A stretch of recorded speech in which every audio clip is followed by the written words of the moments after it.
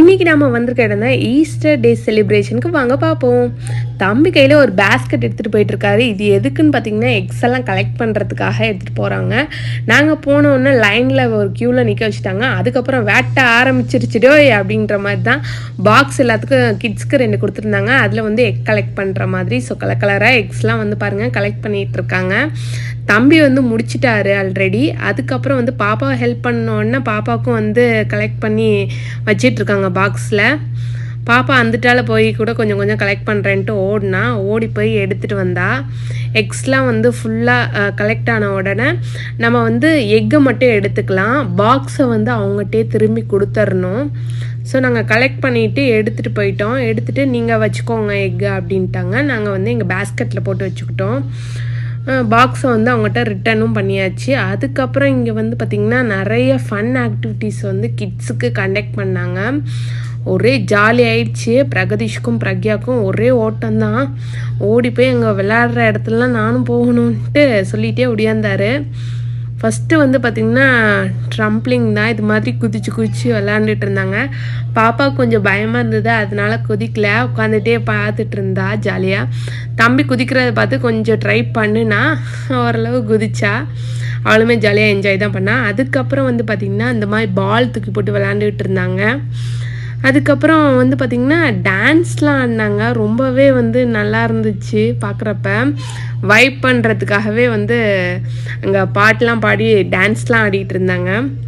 அதுக்கப்புறம் வந்து பார்த்தீங்கன்னா அந்த கிட்ஸுக்கெலாம் வந்து பார்த்தீங்கன்னா டேட்டோலாம் ஒட்டிகிட்டு இருந்தான். அந்துட்டால வந்து பார்த்தீங்கன்னா ஃபேஸ் பெயிண்டிங் அப்புறம் வந்து கையிலலாம் பெயிண்டிங்லாம் பண்ணிகிட்டு இருந்தாங்க. ரொம்ப பிக்யூவாக இருந்துச்சு. அதனால நாங்கள் வந்து டேட்டோவே போட்டுக்கலான்ட்டு டேட்டோ மட்டும் பிரக்யாவுக்கும் பிரகதீஷும் போட்டுக்கிட்டோம். அதுக்கப்புறம் போட்டுட்டு இந்த பக்கம் வந்து பார்த்திங்கன்னா முயல் குட்டியை வச்சு அழகாக விளையாண்டுட்டு இருந்தாங்க கிட்ஸ்லாம். வந்து பாருங்கள் அழகழகாக கலராக முயல் இருக்குது. பிளாக்கு, சாம்பல், ஒயிட் கலர்லலாம் இருந்துச்சு.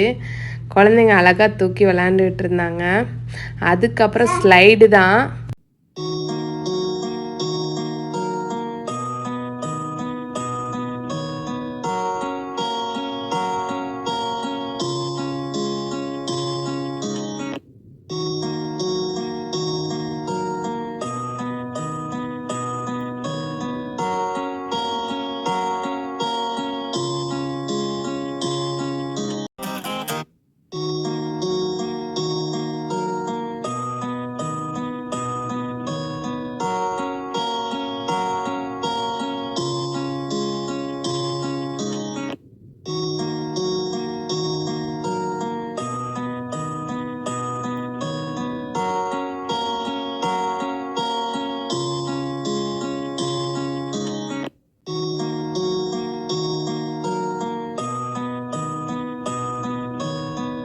அதுக்கப்புறம் வந்து பார்த்தீங்கன்னா ஃபுட்டு கொடுத்தாங்க.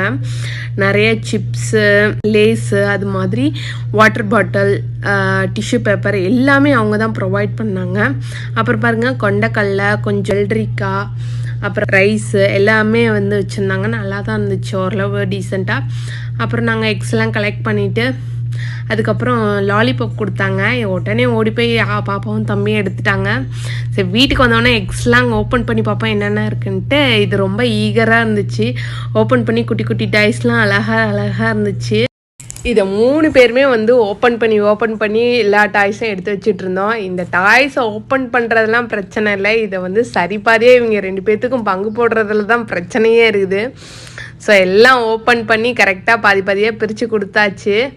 இவ்வளவும் பண்ணிவிட்டு முயல் கூட ஒரு ஃபோட்டோ எடுத்துக்கலேன்னு ஃபீல் பண்ணிட்டு இருந்தேன். அன்னைக்கு எங்கள் லக்கு ரோட்டில் வந்து முயல் வேஷம் போட்டு போயிட்டு இருந்தாங்க. ஓடி போய் எல்லோரும் ஃபோட்டோ எடுத்துக்கிட்டோம். ஸோ எல்லாருக்கும் ஹாப்பி ஈஸ்டர் டே.